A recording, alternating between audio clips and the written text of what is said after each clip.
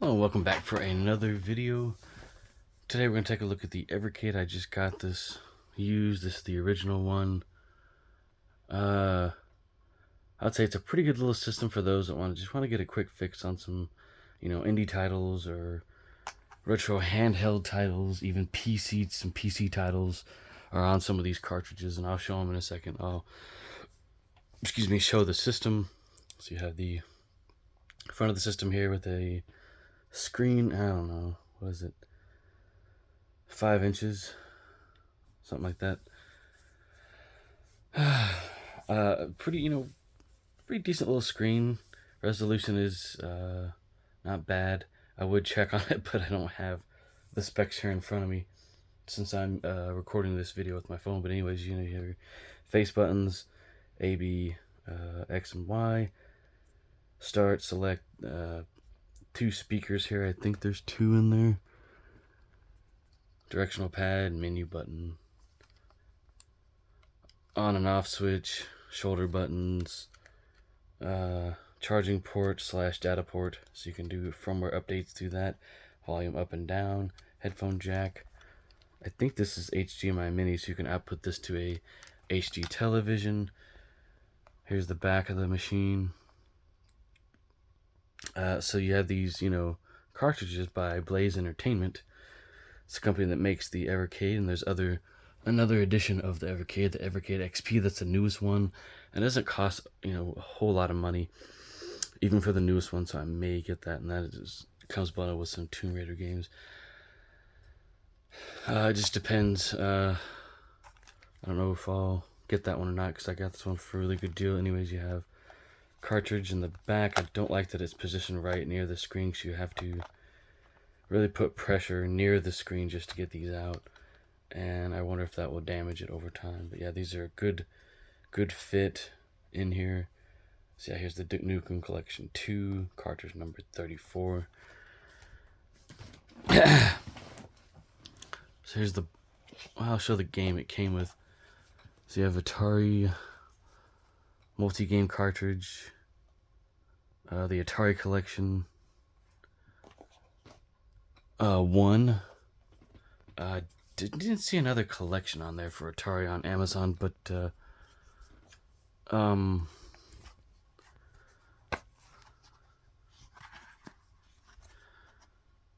yeah, here it is. You get your full color manual. I'm sick, so it's kind of a little foggy in the brain. Say you have, games like Centipede and Ninja Golf, Video Pinball / Aquaventure, Canyon Bomber, Crystal Castles, Alien Bridge, Asteroids, Desert Falcon, Double Dunk, Food Fight, Gravatar, Missile Command, Motorcycle, Night Driver, Steeple Chase, Sword Quest, Tempest, Adventure, Yars, Return. A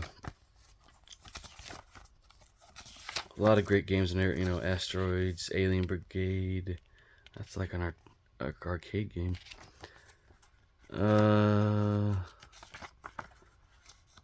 Yeah, Motorcycle is kind of like Road Rash, but pared down. Adventure is pretty good. I've played a little bit of that in another collection, I think on PlayStation, or maybe.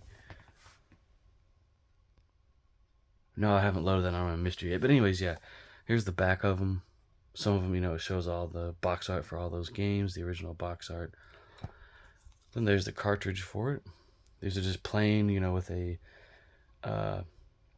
red text telling you what's on the cartridge. And they look very similar to a Game Boy cartridge on the inside. I mean, I can't actually open this up. There's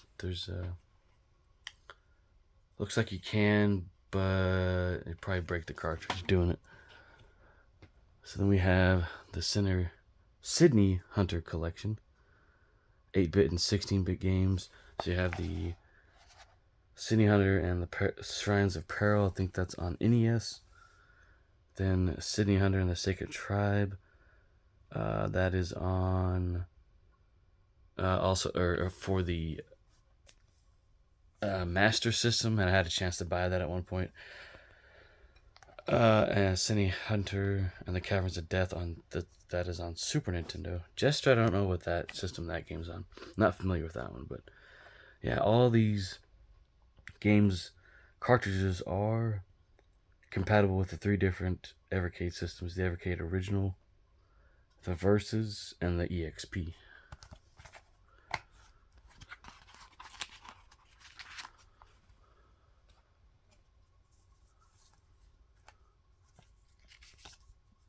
So yeah, I got a map, full color manual. I believe I got a manual with my Super Nintendo cartridge as well.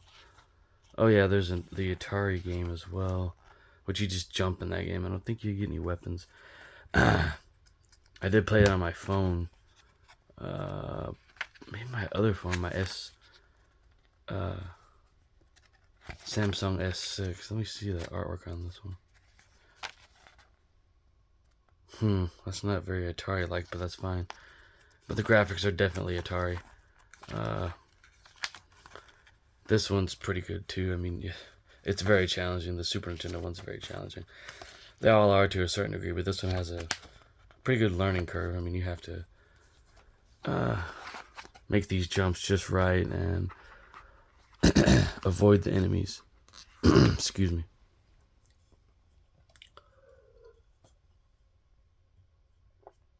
But yeah, it's a lot of fun. It's still a lot of fun. It's not just totally impossible to play. There's that. Cine Hunter. Duke Nukem Collection here, number 2. Yeah. So you get Time to Kill, Land of the Babes, and Duke Nukem Advance. 3 games on 1 cartridge. I got it for Duke Nukem Advance because I really wanted to play that. The other games I probably haven't played for a very long time. I think those are on the PlayStation. Yeah. So,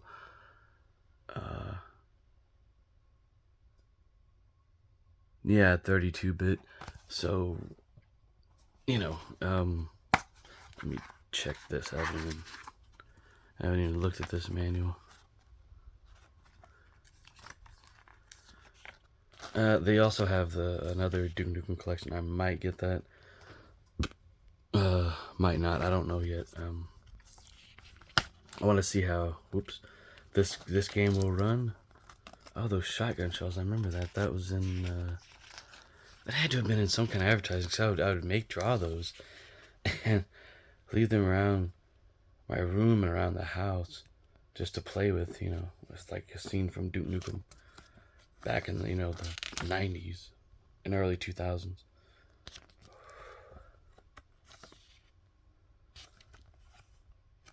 SOS, weapons.